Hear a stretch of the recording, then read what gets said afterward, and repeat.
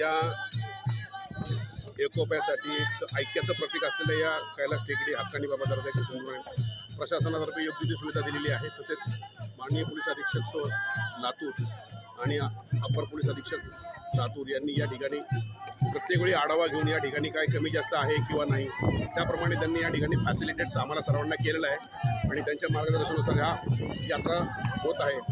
त्यामुळे आम्हाला त्यांचंही मोठं पाठबळ या ठिकाणी मनुष्यबळ या ठिकाणी देण्यात आलेलं आहे। Thank you very much.